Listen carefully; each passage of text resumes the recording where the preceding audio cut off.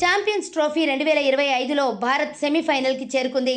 తొలి మ్యాచ్లో బంగ్లాదేశ్పై గెలిచిన టీమిండియా రెండో మ్యాచ్లో దాయాది పాకిస్తాన్ను చిత్తు చేసింది. కోహ్లీ శతకం బాదడంతో పాక్ నిర్దేశించిన 242 పరుగుల లక్ష్యాన్ని రోహిత్ సేన 4 వికెట్లు మాత్రమే కోల్పోయి 42.3 ఓవర్లలో ఛేదించింది.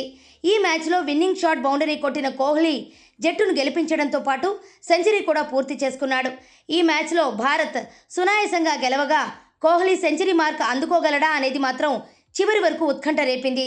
దీంతో కోహ్లీ సెంచరీ చేయాలనే స్వార్థంతో ఓ దశలో ఫీల్డర్ విసిరిన బంతిని ఓవర్ త్రో కాకుండా అడ్డుకున్నాడంటూ సోషల్ మీడియాలో ఓ పోస్టు కనిపించింది.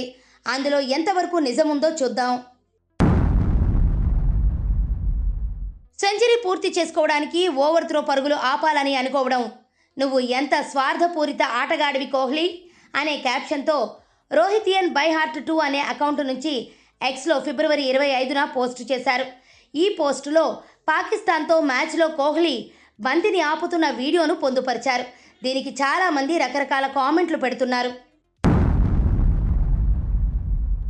ఛాంపియన్స్ ట్రోఫీలో భాగంగా పాకిస్తాన్పై విరాట్ కోహ్లీ సెంచరీ బాదాడు. ఈ మ్యాచ్లో విరాట్ పాక్ ఫీల్డర్ విసిరిన బంతిని ఆపాడు. అయితే ఇది మ్యాచ్లో ఏ సందర్భంలో జరిగిందనేది సజగ్ టీం పరిశీలించింది. సంబంధిత కీవర్డ్స్తో గూగుల్లో వెతకగా cricket.1 అనే వెబ్సైట్లో ప్రచురించిన కథనం కనిపించింది. పాక్ పేసర్ హరీస్ రవూఫ్ వేసిన 21వ ఓవర్లో విరాట్ కోహ్లీ ఆఫ్ సైడ్ దిశగా ఆడి వేగంగా సింగిల్ తీశాడు. బంతిని అందుకున్న ఫీల్డర్ నాన్ స్ట్రైకర్స్ ఎండ్కు విసిరాడు. అప్పటికే క్రీజులోకి చేరుకున్న విరాట్ చేతిని అడ్డుపెట్టి బంతిని ఆపేందుకు ప్రయత్నించాడు అని ఈ కథనంలో పేర్కొన్నారు.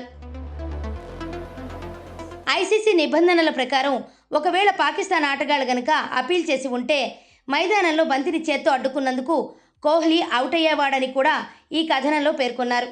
ఆ టైంలో కోహ్లీ 41 పరుగుల వద్ద ఆడుతున్నాడని, అప్పుడు గనుక విరాట్ అవుట్ అయి ఉంటే ఫలితం మారే అవకాశం ఉండేదని కూడా ఈ ఆర్టికల్లో రాసుకొచ్చారు.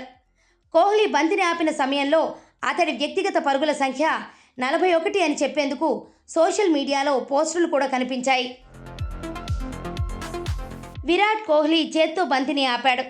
పాకిస్తాన్ ఫీల్డర్లు గనక అపీల్ చేసుంటే ఫీల్డ్ అబ్స్ట్రక్ట్ చేసినందుకు కోహ్లీ అవుట్ అయ్యేవాడు. కానీ పాక్ ఫీల్డర్లు అపీల్ చేయలేదని కామెంటేటర్గా వ్యవహరిస్తున్న దిగ్గజ క్రికెటర్ సునీల్ గవాస్కర్ వెల్లడించారు. వీటన్నింటిని బట్టి కోహ్లీ సెంచరీ చేయాలనే స్వార్థంతో చేత్తో బంతిని ఆపే ప్రయత్నం చేయలేదని అర్థమవుతోంది. అప్పటికి అతడు హాఫ్ సెంచరీ కూడా పూర్తి చేసుకోలేదు. అలాంటిది సెంచరీ కోసం ఓవర్ త్రోను ఎందుకు ఆపుతాడు? కాబట్టి సెంచరీ కోసమే అతడు స్వార్థంతో బంతిని ఆపాడనే వాదనలో నిజం లేదు.